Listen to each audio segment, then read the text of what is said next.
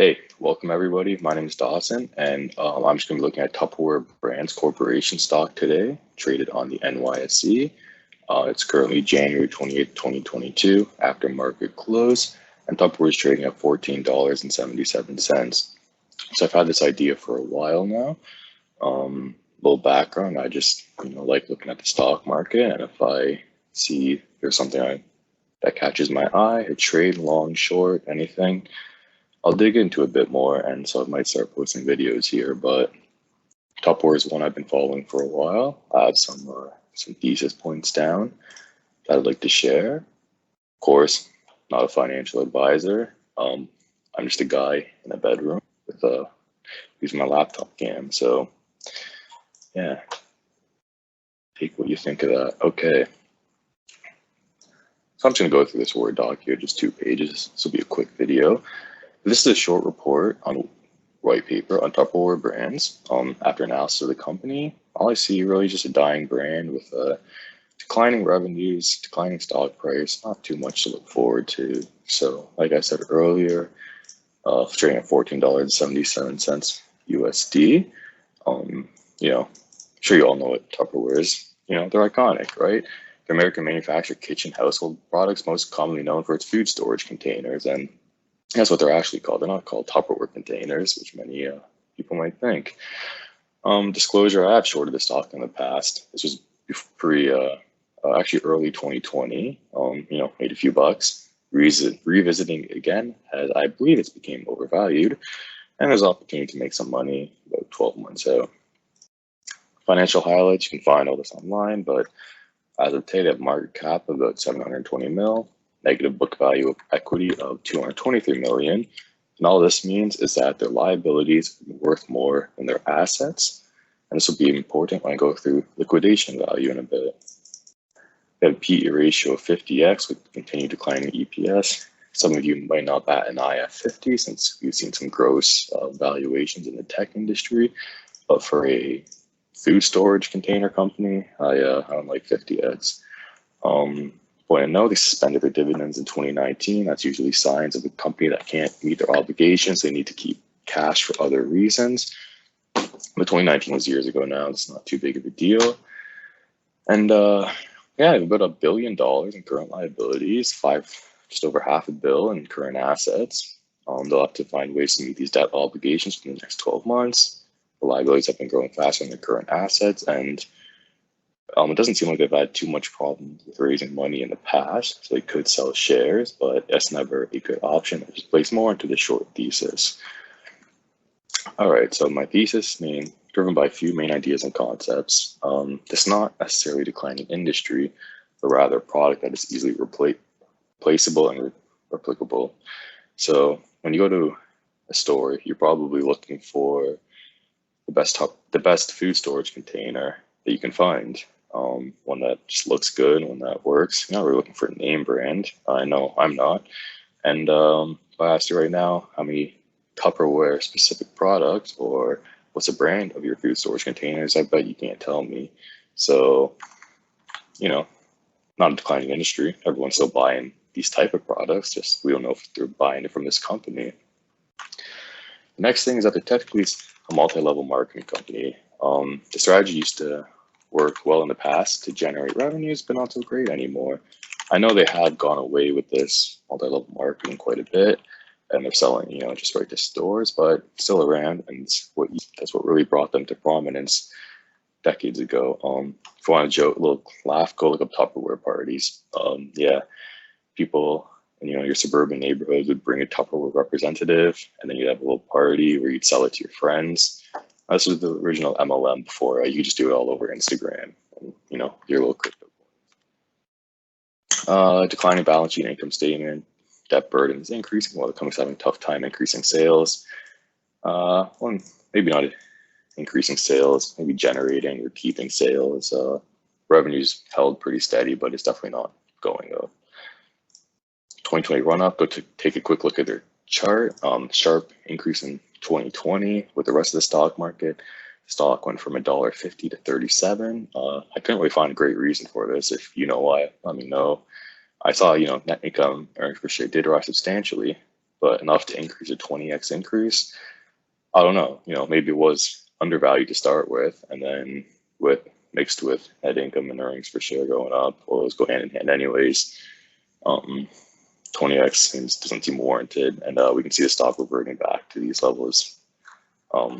Seen before. Liquidation value. I don't believe the company's going bankrupt, but it's something you always want to look at when looking at a short. You want to look at the book value of equity to determine what the liquidation value would be, just to see if the company can go bankrupt. So they have a negative book value of equity, which means that equity holders won't be paid out. All the money is going to debt holders, pay off those liabilities. If you're looking at to short a company and their equity is actually, great, or look at their book value, price to book value, that's a good ratio. If it's positive or if it's getting around 1, then might not be a good short, but that depends. I'm saying net of goodwill here. I don't have a calculation of goodwill for Tupperware, but just like I said before, everyone knows Tupperware as the main name brand. So maybe there's something there. Maybe their brand value is actually worth something. Yeah, bankruptcy is probably worth 0. Yeah, assets are not much.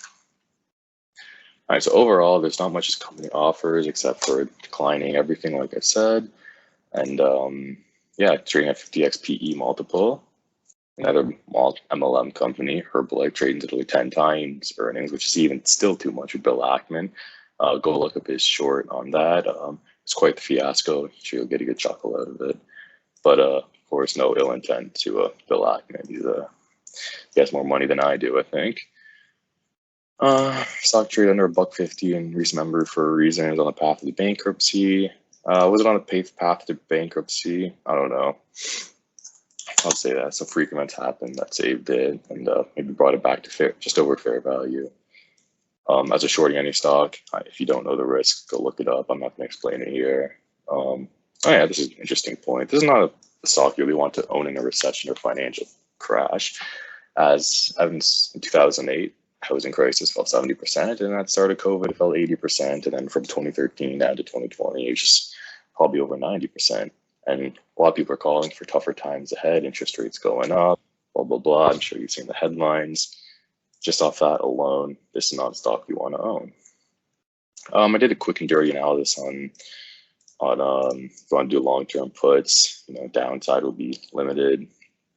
You need the stock to fall quite substantially. I don't know if this is quite worth the risk, if it's worth your time.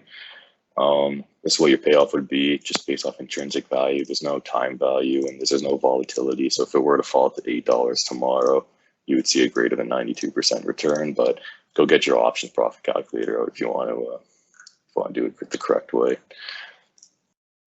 I'll call these anti-points, but that's proved me wrong. Have a restructuring and a turnaround plan going on. They have some new management. There's been a lot of insider selling as well, so I'm not sure what's going on there. And they've tried instituting a turnaround plan. I could always, and we've seen companies do this before. Next, there's brand value, and they could be bought out. There's no one, there's a negative book value of equity, and it's a declining company. There's nothing saying that I don't know, maybe a bigger kitchenware company wants to buy them out just for the name brand and pay some goodwill for that, and then you're screwed. So you got to keep that in mind. They did enact a share repurchase plan, $250 million in 2021. That's over now. They did have the cash for it. They do still have $100 million cash, so they did pay off some debt back then as well. I thought that was interesting. If they were to reduce the float yet again and buy back more shares, we're looking at a different scenario than we are right now. 9% of the float is short, not really short squeeze potential. There's not a ton of people shorting it, so maybe I'm wrong. If the market's not shorting it, then what do they see that I don't? Also, I've noticed they're able to generate free cash flow, over $200 million, and on a market cap of 700 mil, it's pretty good, but they have a lot of depreciation, which you just add back that non-cash expense, and that jacks it up quite a bit. So not really too sure if you do have 200 mil of free cash flow, but what's it going towards? I don't know what it's going towards really, because obviously not doing much. And yeah, just to wrap it up, it's not an awful company. I've seen I can make a list of way worse companies I can find for you right now. I think they're just overpriced, and I don't have a specific price target in mind, but I think this is something to keep in mind, something to watch. I don't have a position right now. I've just been waiting. It's interesting to see Tupperware actually, going up the past week while the market's been tanking and having the worst start to the year. So, I don't know what's up with that, but that was pretty interesting. So, yeah, like I said before, I'm not a financial advisor. I'm just hanging around, screwing around in my bedroom here. And yeah, let me know if you think I'm wrong. Let me know if you think I'm right, and share your opinion. Goodbye.